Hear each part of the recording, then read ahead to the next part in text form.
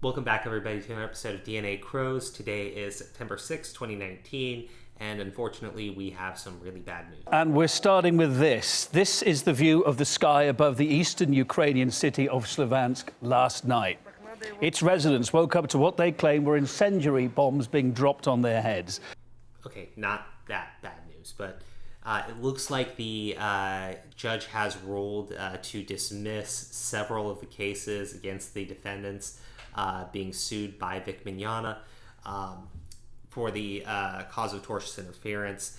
Jamie Markey actually had her case completely dismissed, which don't get me wrong, a lot of this is surprising. Hers, I guess, wasn't too surprising in the sense that we'd been told a few times already by Nick Ricciardo, who'd been covering the case, that they had the weakest claim against her.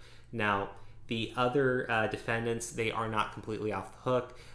We still have defamation for Toye, for Rial, and for Funimation. We still have civil conspiracy on Toye and Rial. It's hard to say, though. It really is. The judge's determination in this seems to be that they had started such a massive social media. Well, technically, they didn't start it. They just fed into it. They fed into the fire. They poured, gallons and gallons of gasoline on it. But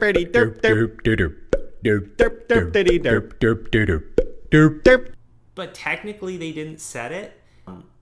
I don't understand entirely how we've dismissed through all of what happened with ComicCrowe when we actually have the owner of ComicCrowe providing text messages and saying that he was threatened that people would leave his convention if he didn't drop Vic, and then they left his convention.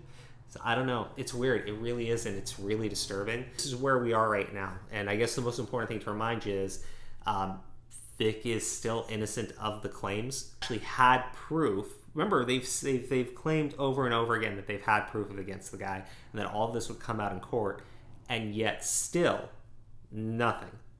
Instead, we got the claim that, well, there were all these other rumors, so they just believed them. Here we are.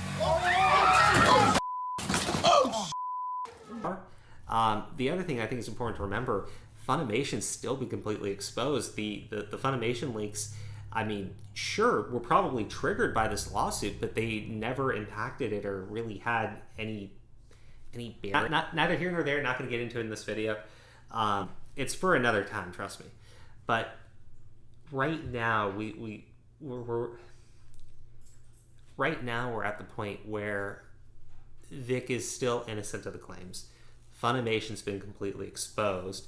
The court affidavits, I mean, I'm not going to say this is not a loss for them. This is a win for them, but it's a win in which they kind of confirm that they don't actually have anything on Vic Mignogna other than just not liking him and believing what people say online about the guy. Remember, these are his friends for like 20-something years, but they were believing random rumors online. They were totally okay working with this guy in spite of all these things that they believed about him. I guess it gets dismissed. Vic Mignogna is still an innocent man. Chris Sabat is still a sexual predator. Sean Schemmel still likes to shout out homophobic slurs. Monica Rial literally dated a guy that married a 16-year-old to avoid the cops, and then is now engaged to a wife beater. And Ron Toye is a wife beater.